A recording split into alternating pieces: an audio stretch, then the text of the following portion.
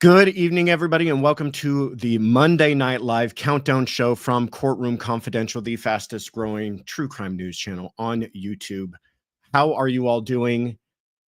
I am exhausted, and I feel like I say that every time we do a live, but this time I really mean it. It was an incredibly busy day from morning till minutes ago, just being pulled in every single different direction.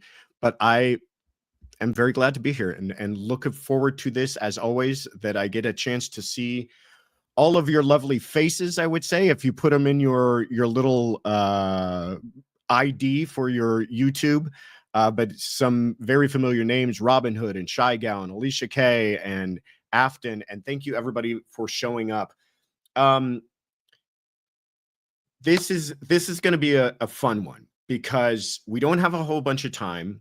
We've only got until the top of the hour because, as always, this is the show that we do in lead up to our premiere this evening. And so we've got some interesting breaking news in the Ellen Greenberg case, which I want to get into because that happened today. And it's a case that I know a lot of you have been fascinated with and following. So some really interesting stuff on that. And then we're just going to talk about some cases that are happening this week. A lot going on this week. New trials starting. Old trials coming to a conclusion. If you are following half of these, I'd be surprised. But we're going to try to talk a little bit and catch you up on each one of them. But the reason we're here is that at the top of the hour, we have our premiere for the latest episode in our Courtroom Confidential Conversation series, and that is with Scott Reich from Crime Talk. I feel like I say this again with every single conversation we come out with, but this is a really good one. And it really is, because Scott is a fascinating dude. He has a background in the military, in the Marines. He worked for a while as what I would consider a JAG officer, but in the Marines, they have a different name for it, but he was an attorney in the military. We got into all of it, the winding path which led him to his current practice as a criminal defense attorney and to Crime Talk, a very successful and popular show on YouTube that I know a lot of you are fans of. So if you stick with us, you don't have to go anywhere because we will automatically transport you over to that live premiere at the top of the hour. But like I said, we're going to first talk about Ellen Greenberg because there was an 11th hour settlement in that case that we'll get into. And what does that really mean moving forward? I feel like a lot of folks feel like it means one thing, but I don't know. I think we all need to kind of keep our powder dry on what it actually means. In the meantime, please, we have to pay our obeisance to the algorithm gods. Hit the like button. Please subscribe if you haven't already. And thank you to everybody who's currently in the chat. A lot of familiar names and some new ones. Very glad to see you all here. Okay. Whew. I'm going to make it. We're going to make it through this because I've got my coffee in my Courtroom Confidential cup, which keeps me fueled. Kat says, because January sucked, so I'm starting 2025 in February. Happy New Year, CC team. I like that. You know what? 12 months is too long anyways, Kat. 11 is fine for me. If you want to start it in February, and in fact, I give you permission to end it in November. So you only got 10 months you got to worry about this year. Happy New Year to you too, and thank you so much for that contribution. All right. Jury selection was supposed to begin today for Ellen Greenberg. Her family is suing city officials in Philadelphia for what's called intentional infliction of emotional distress. Basically, they are saying, in a nutshell, in layman's terms, you bungled this investigation so poorly and you handled it with such negligence that you cause our family to feel pain. That is something you can sue someone for making me essentially feel bad. You caused me emotional distress, and I can calculate that emotional distress in terms of damages and in terms of dollars. That is what a lawsuit is about. It's about the exchange of money. It's about getting somebody to apologize for what they've done, the harm that they have caused you, and the way that we calculate harm is through money. But sometimes it's also getting somebody to do something. Sometimes it's also getting somebody to admit something. Sometimes it's also compelling organizations to take action where they weren't taking action before. And that's a little bit of what's happening here in the Ellen Greenberg case. So just to catch you guys up, we talked about this, by the way, on Sunday Funday. I'm going to go over a little bit of that again today. But if you missed out on Sunday Funday, you are missing out. Every other Sunday, tune into this show in the mornings where we are taking calls. We are doing giveaways. It's been really fun, and we had a blast last Sunday. I think you will agree with the folks who did watch. It was a really fun show, and we're very glad that we added that to our kind of repertoire over here at Courtroom Confidential. But Ellen Greenberg, in 2011 in Philadelphia, she was a school teacher. She was 27 years old, and she was found inside of her home with 20 stab wounds. Now, these stab wounds were, as you can see in that graphic there, this is something that was reconstructed from her autopsy. Those stab wounds, I am no detective, I am no crime scene reconstructionist, but I can take a look at those and go, that is not usually the way that somebody takes their own life. And yet, that is the way that it had been categorized, but it wasn't first categorized, or it wasn't first categorized that way. That's true. I'm even having trouble keeping up with the waffling on this case myself. Initially, it was classified as homicide by the medical examiner. Then the medical examiner says that he was approached by the police investigators, presented with new evidence, and amended his evaluation, or changed it completely to say that it was not homicide, it was suicide, and therefore self-harm. That the picture you're looking at here, was somebody did that to themselves. That is the way that they decided to take their own life. A lot of people could not swallow that. A lot of people felt that there is no way this is how this woman, knowing everything that her loved ones knew about her, the entire surrounding history of this case, there's no way that's what happened. But it remained that way for quite a bit of time.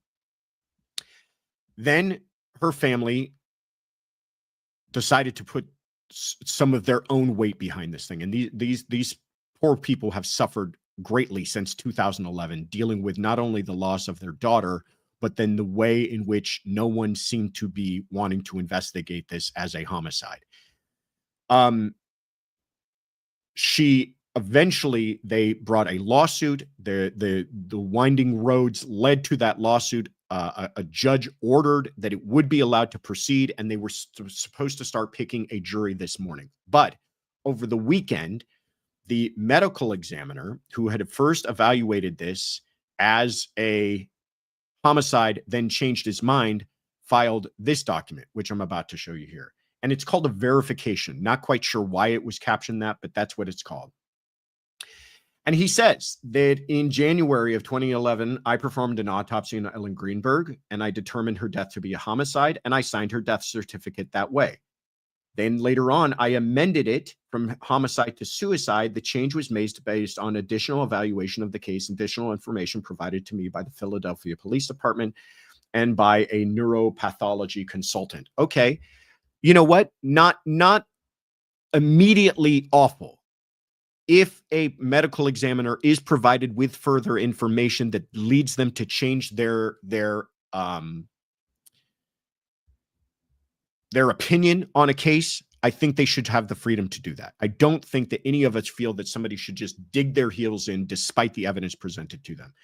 Problem was that he then became aware of some other information. And he says, I am now aware information exists which draws into question, for example, whether Ellen's fiance was witness entered the apartment before the 911 call on January 26, 2011. Interesting information. Why wasn't that shared with him? Why is he just learning about it now? Whether the door was forced open as reported. As reported, meaning somewhere he read that and now he believes that that may not be true. Whether Ellen's body was moved by someone else in the apartment with her or near the time of her death. Again, information that is either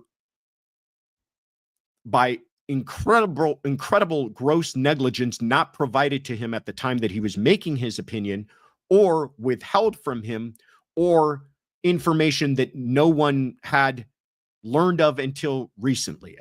Any one of those circumstances, the outcome is equally appalling.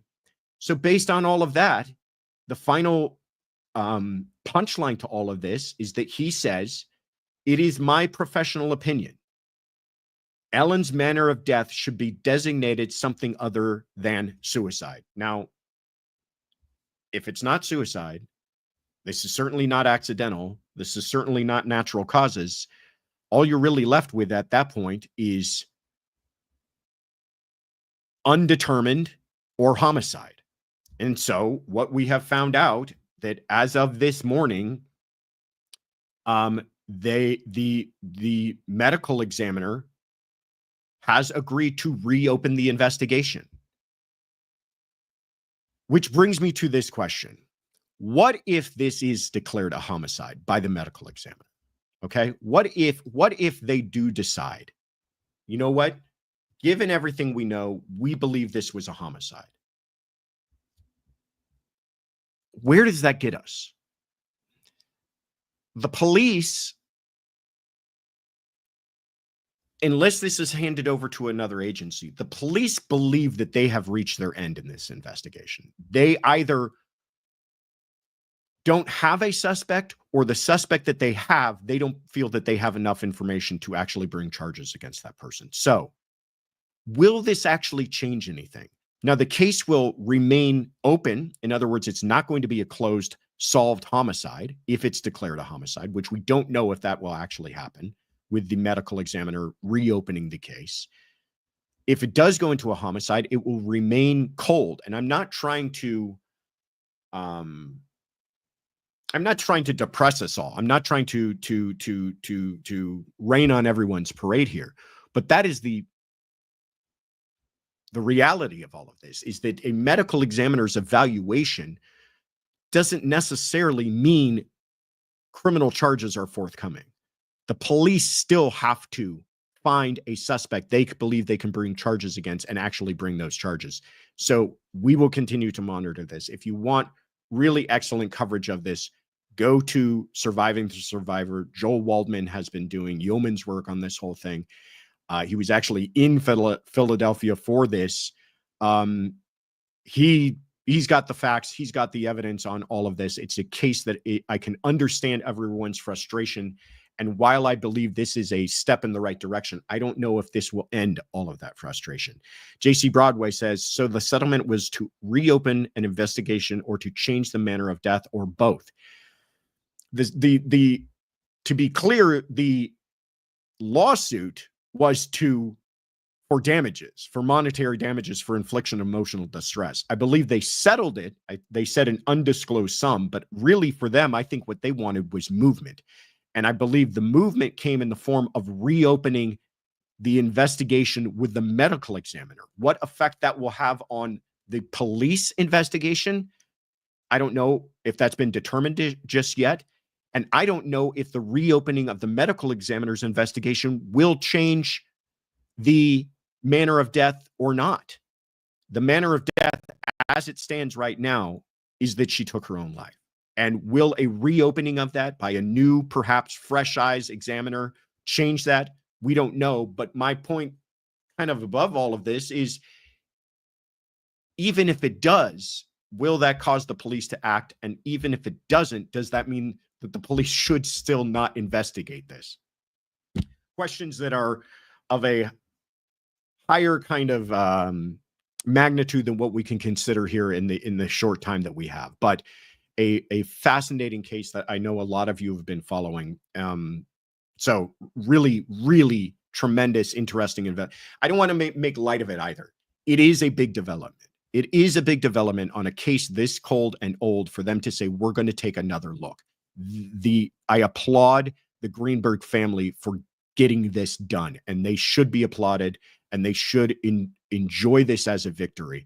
I just hope it leads to meaningful progress in the case. And I think more than anything else, they want to know that this was done properly. I think in order for them, and I hate to use that word closure, But for order for them to have any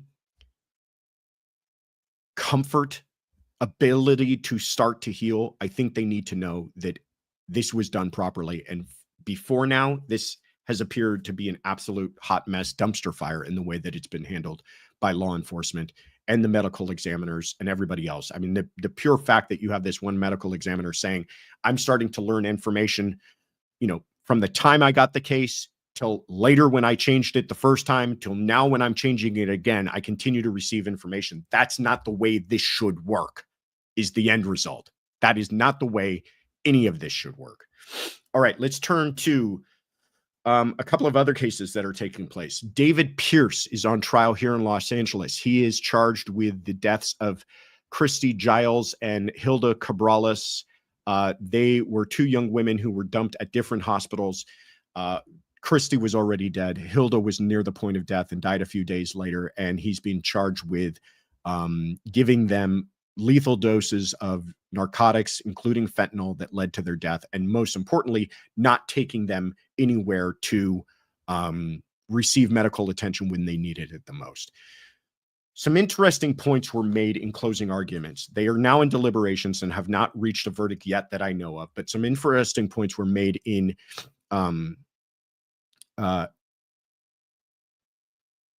closing arguments. Is there not? Am I seeing that there was an update? Okay. And that is that, one, we knew this already, but the defense made much hay over the fact that no drugs were recovered from the home. That's a good point. If this is a case about drugs being the weapon of murder, you would expect them to be able to trace the drugs. They were not. They had drugs in their system, but no one can put a fingerprint, as it were, on how those drugs got to these women. The other bad fact that you have is that overdoses do happen, and the defense leaned into that fentanyl is an epidemic, that people do often take hot doses of narcotics and party drugs and street drugs, and it does lead tragically to deaths. The other point was that a gentleman by the name of Ansbach testified on behalf of the prosecution. He was one of David Pearce's friends. He was there that evening as well. Well, he happened to also take the drugs. And the point was made by the defense was, this was his buddy of 20 years. Why is he going to try to kill him as well if that is what the prosecution's theory is? But the prosecution was smart and nuanced. And they said, hey, no, this isn't tried to kill them by giving them drugs. This is tried to sexually assault them, and it happened to have killed them. That's the point. That's the difference. There were 7 prior women who testified to similar conduct by David Pearce, being given drugs, sexually assaulted. This man was playing with fire, and he had played with it 7 times before. And on the 8th and 9th time, it took the lives of these 2 beautiful women. That is really what this entire case hinges upon, is the history of this man as a predator, and Ansbach, the surviving person to have happened to take those drugs, talking about the effects of those drugs. And the, I think, most chilling part of all of this was the testimony that David Pearce made the comment that dead girls don't talk. Afton asked any witnesses that saw him provide the drugs. Well, the problem was that he was providing some drugs. They were taking some drugs of their own. They were provided some drugs by other individuals. And that's what the defense tried to show, was like, listen, you cannot point to where these drugs that led to their deaths came from. But again, the prosecution was smart in saying, don't get sidetracked by that argument. This isn't about tracking down the drugs. This is about tracking the behavior. And the behavior is playing with people's lives and continuing to drug them in an effort to sexually assault him and on them. And on this date, that led to their deaths. And that's why he should be held responsible. So we will continue to follow that case and see how that whole horrible tragedy ends up. Like I said, they've been deliberating, I think, most of the latter half of Friday and all day today. So we'll see how that all ends up. Another case taking place in Los Angeles was ASAP Rocky. We've covered that a couple of times here on this channel. What came out of that recently was that the victim, the complaining witness in this case, is a gentleman by the name of Terrell Efron, or ASAP Relly. He testified, and he's been under rigorous cross-examination for the last few days. It ended today. But one thing came out, and that was that he admitted, after having reviewed some evidence over the weekend, that some of his testimony from last week was wrong. And it had to do with whether or not he was in Los Angeles a few days before this incident. And he had been shown images of him at a gun range. And he said that took place on the East Coast, when in fact he reviewed it over the weekend, Relly did, and said, now I know that took place in Los Angeles. Is that a big thing? No. Is that a pivotal fact to the entire case? No. But is it important? 100%, because the entire prosecution case hinges upon the credibility of this one man. If this one man is mistaken or lying about the small things, then you can bet the defense is going to say that he's mistaken and lying about the big things. And unfortunately for the prosecution, that's what this whole case hinges upon, is whether or not they believe this one man. Tacopina is ASAP Rocky's attorney. This guy is no wallflower, and he went after Relly. And he went after Relly, I think, for the pure purpose of exhausting him and frustrating him. And mission accomplished. There were several back and forths between Relly and Tacopina where he's basically saying, I'm done talking to you. I don't want to do this anymore. I don't like you. I mean, it just one of those things where, as a prosecutor, you can just see the wheels coming off of your entire operation, because you've pitched all your hopes and dreams into this one person. And I'm not faulting the prosecutors. I like them. I think they're good lawyers. But this was their case that they came into with. And their whole case hitched their hopes and dreams of a verdict on this one man. And that one man started to fall apart on the stand under cross-examination. And he started to get exasperated, and he started to not answer questions, and he started to not recall nearly everything in his life, and he started to misremember things. And when you've got that, what has happened is the defense has all of a sudden put the victim on trial. Now Relly is on trial. Now this is no longer the case of ASAP Rocky. It's the case of ASAP Relly, and whether or not he can be believed. And if the jurors at the end of the day simply do not believe this man, there's nothing else to it. The corroborating evidence is not enough to support this case on its own. Weak evidence of injuries, weak evidence of videotape of the incident taking place. Nothing can stand on its own without this person. And if he falls apart like a house of cards, it's all going to fall apart. So, we got any questions on that one? I think that one's going down in flames. I really do, which I admire the attorneys involved, and I feel bad for them, but this is not a good case for them. Afton asks, Relly was just like Sarah Boone. When he doesn't like what he hears, he gets real dumb real fast. That's true.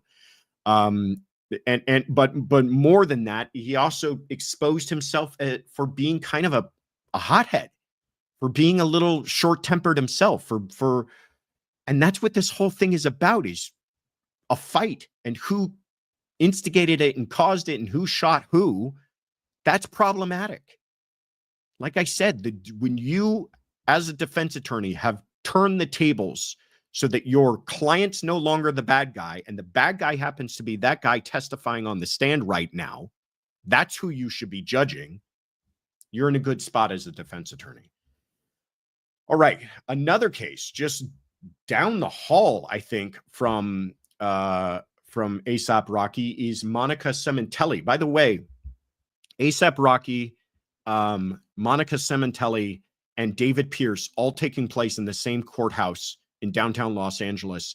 And two of them, I'm not sure which two.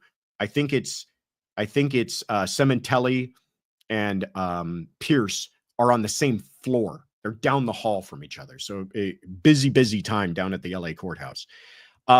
Monica Sementilli, another case that has just begun. Opening statements were last week. You guys should be checking this one out. We will be covering it more on this channel. This case is about a woman who apparently had conspired to have her husband killed. The lover has already pled to life without parole. He's expected to take the stand and say she knew nothing about it.